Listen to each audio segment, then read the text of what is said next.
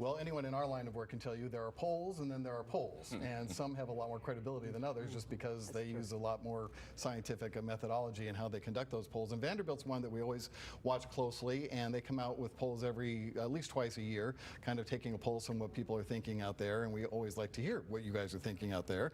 So what was interesting to me, Otis, is on the issue of a couple of big issues right now, right? Our criminal justice reform and abortion. And when it comes to the death penalty, for the first time, and certainly it's a flip-flop from just 10 years ago, a majority of Tennesseans are saying they think that life in prison is enough, that they are opposed to the death penalty now. And when it comes to abortion, the question was asked, should abortion be legal if the pregnancy is a result of rape or incest? And the answer there was overwhelmingly 75%, no 23%. And what caught a lot of our interest about that is the state law actually is a lot harsher than that because there are no exceptions. That's exactly right. That is the one thing that stuck out for me with this poll, was just how the respondents reacted to the abortion question. You even had people who identified as MAGA Republicans. About 40% of them said there should be exceptions.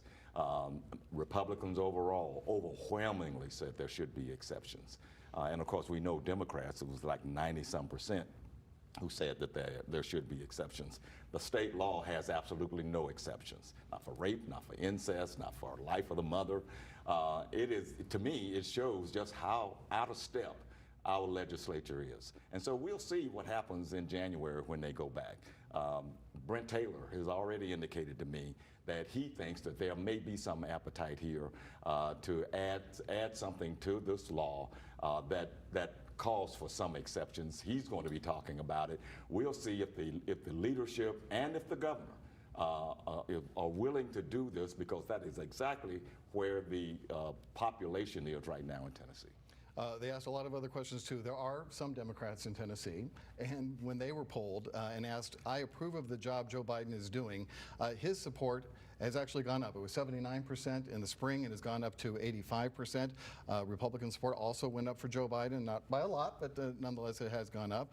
And then I was interested in some of the questions related to Republican politics, because the pollsters this time decided to divide between non-MAGA and MAGA Republicans just to see what kind of a difference they got in responses. So they asked, for example, who do you prefer for the 2024 election when it comes to either Donald Trump or Ron DeSantis, the governor of Florida?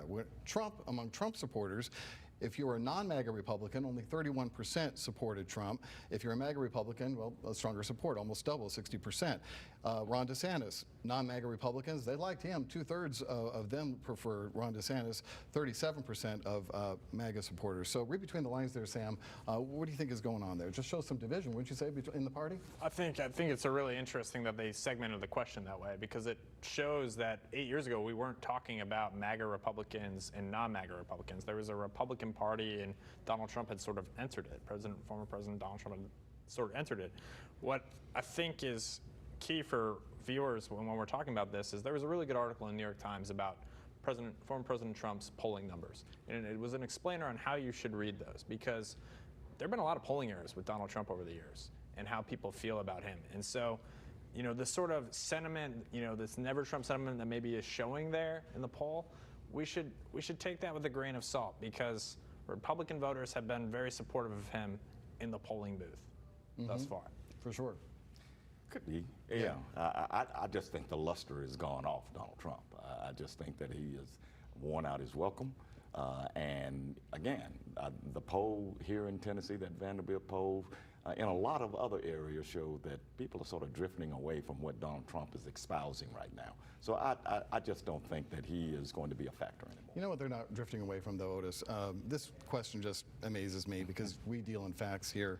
Did Joe Biden win the 2020 election?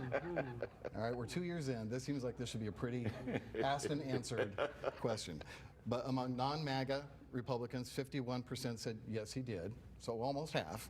But among MAGA Republicans, just 21%, meaning 79% still say no, he didn't win. What do you think about that, Tawana?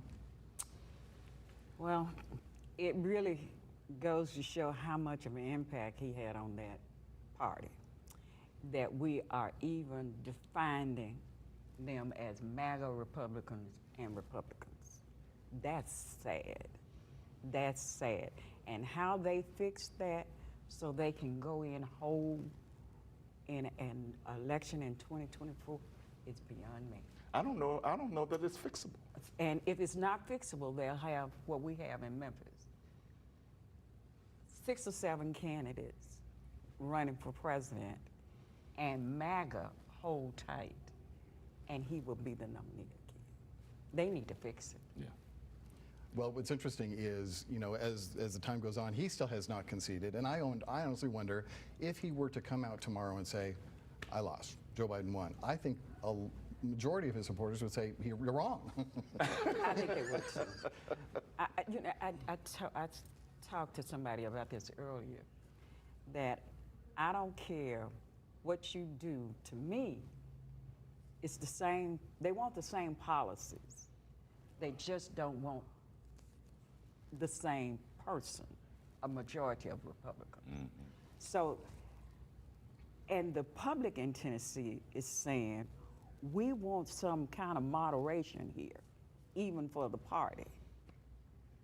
Well- But the Republicans who are in power are not saying that. That's Well, right. the divisiveness is enough that it's hard Yeah. getting them on this show to even talk about it. Right. So, you know, we try, but we don't always succeed. All right, we're going to take a break. When we come back, we're going to talk about the 3G school situation, which we hope got some resolution this past week. We'll take that up right after this.